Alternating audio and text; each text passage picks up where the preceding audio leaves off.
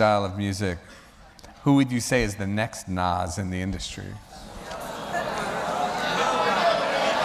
Now, you know, I think the people that really inspired me, like, really, was like from so long ago. Like, it was Cool J's radio album. It was Coogee Rap, Wanted Dead or Alive, Eric B. and Rakim Paid in Full, Slick Rick, Adventures of Slick Rick, De La Soul, Tribe Called Quest,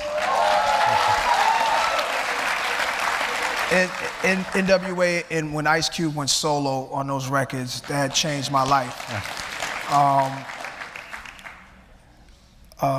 So people would call me the next this one, the next that one, and it's fun in the beginning, but you don't want to be called anybody else. Right. I don't want to say there's a next Nas, because everyone should be their own thing.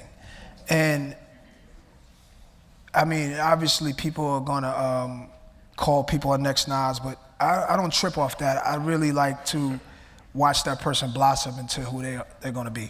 And I don't want that pressure to be on them. You know what I mean? They don't need that. It's not fair.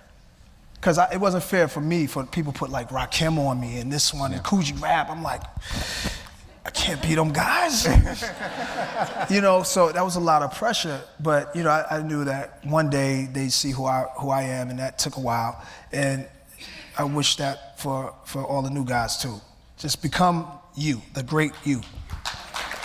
Thank you. Black grown, black owned, black women is the backbone. I love that line. So tell me, what's been your backbone from 1994 in your first album, Illmatic, to 2021 with King's Disease? What has held you up this time? Coming from being a fan of rap music in the 80s, when I got my turn, I mean, I couldn't believe it. Like in the early 90s, I got my turn. I wanted to kind of like do my job, or at least be accepted into rap. And once I got accepted, I wanted to represent that. It's something that I really value, the music, the art form, the culture.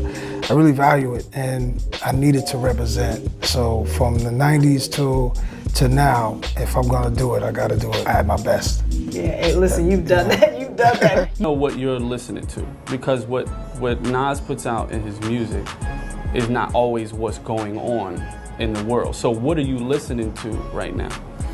I don't like to really say, I'll tell you the truth. I don't like to say, because I don't want anybody trying to figure out what I'm up to. But, you know, but other than the stuff that you can't turn away from is 2 Chainz. You can't not listen to him. You can't not listen to Meek Mills. You can't not listen to Ross. You know what I'm saying? Can you recite the first rhyme you ever wrote? Oh, there you go. Oh, there's a whole crew up there. What's, oh, down here? I do have that rhyme. I do remember it. And I was around 9 years old.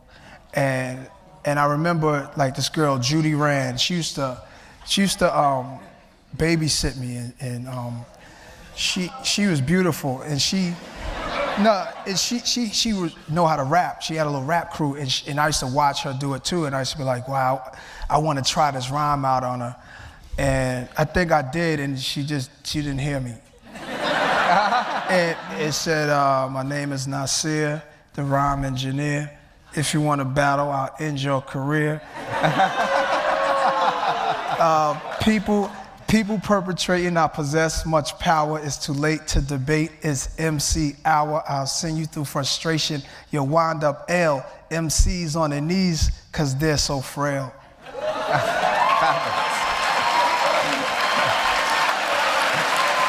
right. I might have been 11. I might have been 11, not 9. It's fantastic that you still got that, man. I mean, that's true. That was my best rhyme. That was my best, and I held on to that in case I had to battle. and you should have saw the way I said it, like. Yeah.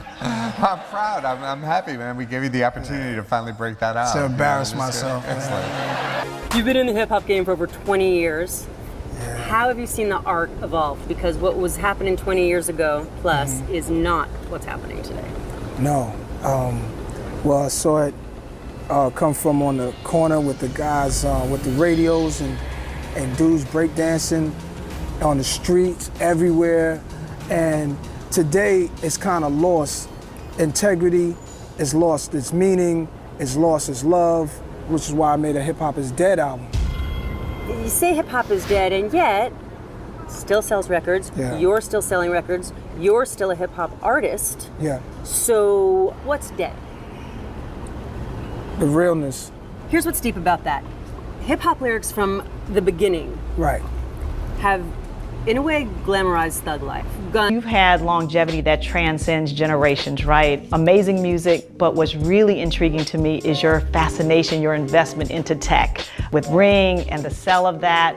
So tell me, what was that journey? What's that like? If there are some young kids that love music, but you want to inspire them to be more than that or do more than that, talk to me about your tech journey. I would advise anyone who gets into whatever you get into in your career to really place yourself around the people that are into what you're thinking about, to learn from them, to be at the hot spots that they're at where these things are happening, where these new startups are happening. I watch what I think is coming up and I try to get a meeting. And sometimes they try to get a meeting with me. Beef is a big part of hip hop. You are undefeated in that world, but what I find most interesting about you is that no matter what's going on, even if it's mutual friends of yours who are beefing, like, you know, the whole Ghost and Biggie thing, how does Nas manage to not get brought down, tied into all of what's going on in hip hop and still remain neutral?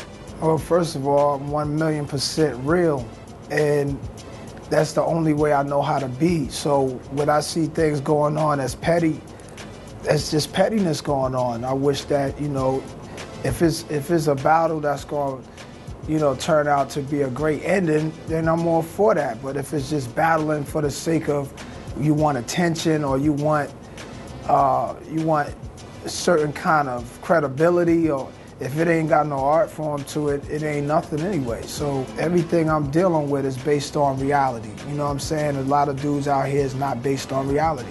So they know that about me. You know what I mean? You could throw a shot at me, you could throw a record at me, but you know you don't really want to go there. You don't really want to go there, you know what I mean? Don't want to do that. Because if I'm not doing that to you, you coming at me for no reason, it's an automatic loss. Right. Dope. Cool, man. Guns, drugs, whatever. It's In not a way, really, glamorized. In a way, it's a lot of posturing, right? Yeah, you know, for sure. I'm this, I'm that. It kind of pushes you. It doesn't make all people want to go grab a gun and go do what the lyric says, but it kind of makes you say, I'm tough, I can survive out here. So it's needed. Put yourself in conversation.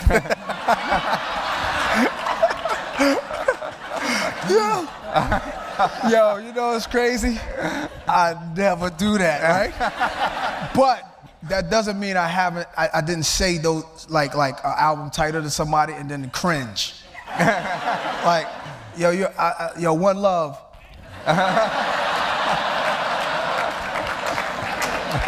Yo, man, what is it? Happy birthday, man. The world is yours, man.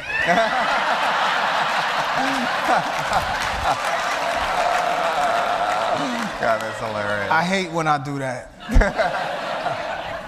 Because it's by mistake. It's not on purpose. Really. And I think, did they think I said that because that's my song? Yeah, I'm just promoting my record. You think I'm just having a conversation with you, but Yeah. yeah.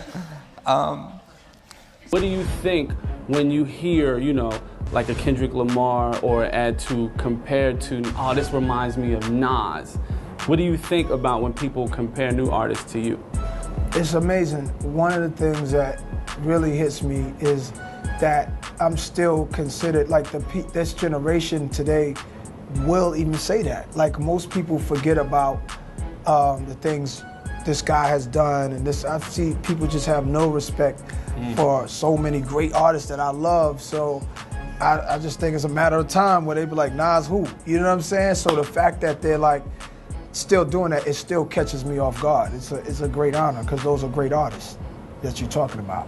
Last question. You ended your song, right, 27 Summers, with more black CEOs. And we know they're so lacking. I walked the hallways many years. I tell the story, I was terminated from my last job. You know, we were in a time of COVID, and I said that right after I got fired, then I got COVID. But it really gave me an opportunity to reconnect with God. It gave me an opportunity to walk with patience, to wait for the right opportunity. So what is the blessing? Because we know there's been so much tragedy. What was the blessing of this time in history? Personally for me, is I got a chance to sit down because